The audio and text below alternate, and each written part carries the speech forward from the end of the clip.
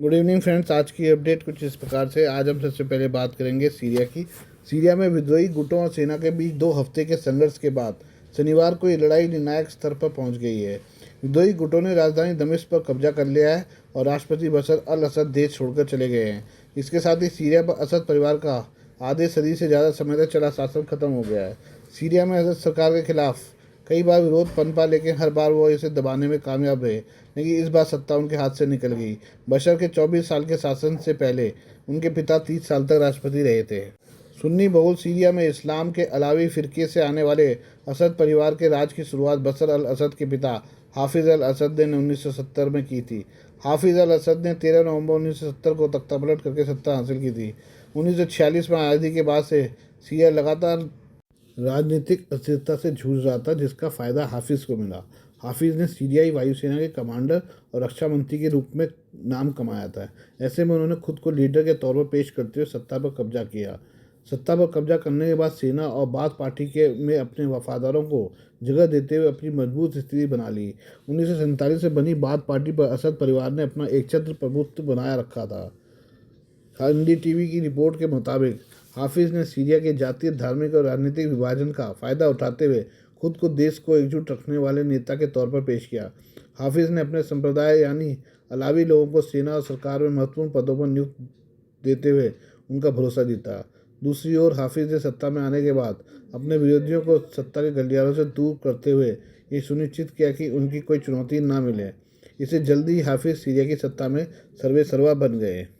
Syria में अलावी संप्रदाय अल्पसंख्यक है। इस समुदाय की जनसंख्या 12 से 15% है और ये समुदाय असद शासन का मुखर समर्थक रहा है। अलावी को सुन्नियों से दूर और शियाओं संप्रदाय के करीब माना जाता है, लेकिन सिद्धांत रूप से वह शियाओं से भी अलग है। एक तरफ असद को अलावी और शियाओं का समर्थन रहा, तो सीरिया की बड़ी लिबरल सुन्नी आबादी भी उनके साथ खड़ी रही और वह लगातार मजबूत होते चले गए। हाफिज अल असद अपने सबसे बड़े बेटे बासिल को विरासत सौंपना चाहते थे। उनको इसके लिए बाकायदा तैयार किया जा रहा था। साल 1994 में कार दुर्घटना में बासिल की अचानक मौत हो गई। इसके बाद हाफिज ने अपने दूसरे बेटे बशर को राजनीतिक वारिस बनाया, जो राजनीति से दूर आंखों के डॉक्टर के तौर पर काम कर रहे थे। साल 2000 में हाफिज की मौत के बाद बशर अल असद निर्विरोध रूप से राष्ट्रपति पद पर चुने गए। असद परिवार पर विद्रोह को क्रूरता से दबाने के आरोप लगातार लगते रहे हैं। हाफिज अल असद के समय 1982 में सीरियाई सेना ने हमा शहर में मुस्लिम ब्रदरहुड के विद्रोह को कुचला था। इस दौरान 10 से 40 हज़ार मौतों का दावा किया जाता है। इसे उस वक्त हालिया इतिहास की सबसे हिंसक कार्रवाइयों में से एक कहा गया था। 2011 के विरोध के बाद बदले हालात। बशर पर भी 2011 में सत्ता के दुरुपयोग का आरोप लगा। साल 2011 में सीरिया में भी अरब स्प्रिंग के दौरान प्रदर्शन हुए। कई एक्सपर्ट मानते हैं कि प्रदर्शनकारियों पर बल प्रयोग ने ही सीरिया को गृह युद्ध में धकेला। 2011 से ही सीरिया में संघर्ष के चलते हजारों जानें गई और लाखों लोग विस्थापित हुए हैं। बीते कुछ वर्षों में शांति के बाद हिंसा की नई लहर ने असद को देश छोड़ने में मजबूर कर दिया। की खबर भी जो है वो सीरिया से है। सीरिया में सरकार विरोधी गुटों के साथ में आ गई है। विद्रोही लड़ाकों की राजधानी दमिश्क तक पहुंचने के बाद राष्ट्रपति बशर अल असद देश छोड़कर चले गए हैं। असद के शनिवार को दमिश्क से एक विमान में सवार होकर निकलने का दावा किया जा रहा है। असद कहाँ गए इसकी कोई जानकारी नहीं मिल सकी है। असद को लेकर एक दावा ये भी है कि जिस विमान से वो दमिश्क से उड़े वो क्रैश हो गए या उसे टारगेट बनाकर मार गिराया गया है। सोशल मीडिया में विमान को लेकर कई तरह के दावे हैं कि आखिर असद के प्लेन के साथ क्या हुआ है। द वॉर जोन की रिपोर्ट के मुताबिक सीरिया में पिछले 12 दिनों से चल रहे विद्रोह ने शनिवार को निर्णायक मोड़ लिया, जब विद्रोही लड़ाके राजधानी दमिश्क तक पहुंच गए। इसके बाद पहले राष्ट्रपति असद के गायब होने और फिर एक विमान से देश छोड़कर चले जाने की बात सामने आई। कई मीडिया रिपोर्ट में दावा किया गया कि असद सीरियाई एयरफोर्स के जिस IL-76 विमान में सवार होकर निकले थे वह सुरक्षित कहीं नहीं पहुँच सका। यह तो दुर्घटनाग्रस्त हुआ या उसे साजिशन मार गिराया गया है। विमान में तकनीकी खराबी के भी दावे कुछ लोगों ने किए हैं। ऐसा दावा है कि असद विमान से रूस जाने के लिए निकले थे, लेकिन उनके साथ कथित हादसा हो गया। मिस्र के पत्रकार खालिद मसूद ने ट्विटर पर लिखा, विमान के अचानक नीचे गिरने के बारे में अपृष्ट जानकारी है, जिसमें कथित तौर पर असद सवार थे। रडार से गायब होने के बाद कुछ ही मिनटों में इसके लेबनान के आसपास गिरने की खबर है। उन्होंने आगे लिखा कि IL-76 विमान की ऊंचाई जिस तरह अचानक गिरी, उससे लगता कि उसे टारगेट किया गया है। ट्विटर पर टेंडर नामक एक यूज़र ने लिखा, दमिश्क से आने वाला एक सीरियाई IL-76T होम्स के पास तेजी से ऊंचाई खो गया और शहर के पश्चिम में दुर्घटनाग्रस्त हो गया। यह असद का विमान था। नाथन लूसर नाम के यूज़र ने भी लिखा कि जिस विमान के दुर्घटनाग्रस्त होने का दावा किया जा रहा है उससे ही असद के होने की बात कही जा रही है। जैसन जे स्मार्ट ने ट्विटर पर लिखा है कि बशर अल असद को ले जाने के संदेह वाले विमान के डेटा से पता चलता है कि यह दुर्घटनाग्रस्त हुआ है।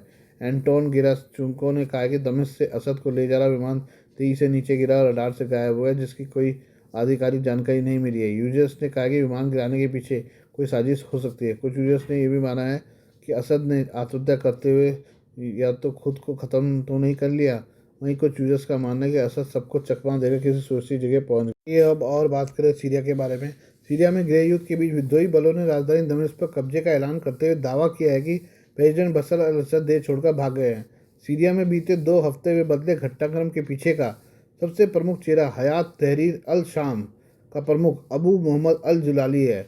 अल कायदा और आईएसआईएस से निकला कट्टर सलाफी विचारधारा को मानने वाला अबू जलाली इस समय सीरिया का सबसे ताकतवर शख्स बन गया है। अबू मोहम्मद अल जलाली एक सऊदी मूल का सीरियाई है। वह एक समय अबू बकर बल बगदादी का भरोसेमंद था। बगदादी ने जब 2011 में सीरियाई गृह युद्ध के बीच अपने नेटवर्क विस्तार करने का फैसला किया तो उसने जुलाली को यह जिम्मेदारी सौंपी। बगदादी ने जुलाली को सीरिया में आतंकी गुट के काम को बढ़ाने के लिए भेजा था। अक्टूबर 2019 में एक अमेरिकी हवाई हमले में बगदादी मारा गया तो उसका गुट बिखर गया, लेकिन सीरिया में अल जुलाली ने लगातार खुद को बनाए रखा। साल 1982 में जन्मे जुलाली का असली नाम अहमद हुसैन अल सारा है। दमिश्क में उसके पिता एक तेल इंजीनियर थे। जुलाली कम उम्र में ही आतंकी संगठनों से जुड़ गया। अमेरिकी आक्रमण शुरू होने से पहले ही 2003 में वो इराक चला गया। वहाँ वो गिरफ्तार हुआ। 2008 में रिहा होने तक जेल में रहा। जुलाली रिहाई के बाद अल कायदा में वापस चला गया, जिसका नेतृत्व बगदादी कर रहा था। बगदादी ने ही उसे सीरिया भेजा था। जुलानी ने सीरिया में अल कायदा की सीरियाई शाखा जबात अल नुसरा की स्थापना की। बाद में उसने खुद को अल कायदा और आईएसआईएस से अलग करने की कोशिश में अपने गुट का नाम बदलकर तहरीर अल शाम कर दिया। जुलानी ने सीरिया में अपनी स्वायत्तता बनाए रखने की कोशिश में ऐसा किया। इसमें उसे कामयाबी मिली और इदलिब समेत कई इलाकों में उसका प्रभाव तेजी से बढ़ा। सीरिया में 2011 के बाद हुए गृह युद्ध में लगातार लड़ाई चली और असद शासन विद्रोहियों को दबाने में भी कामयाब हुआ। इसके बीच जुलानी को तब अहम कामयाबी मिली जब वह इदलिब पर अपना कब्जा बनाए रखने में कामयाब रहा। उसने तुर्की समर्थक फ्री सीरियन आर्मी के साथ इदलिब की सत्ता पर कब्जा किया। इस दौरान जुलानी ने कभी भी इसराइल और अमेरिका से टकराव नहीं किया। इसराइल और अमेरिका ने भी उसे निशाना नहीं बनाया। असद सरकार के साथ युद्ध रुकने के बाद शांतिकाल के दौरान जुलानी ने एसटीएस के बैनर तले मजबूत सेना बनाई, जिसमें दुनिया भर के लड़ाके शामिल किए गए।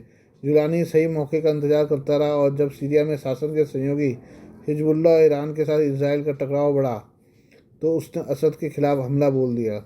इसमें उसे कामयाबी मिली और फिलहाल वह सीरिया पर कब्जा करने के करीब है। Please do like, share and subscribe this channel of mine, news, views and analysis by Prakash.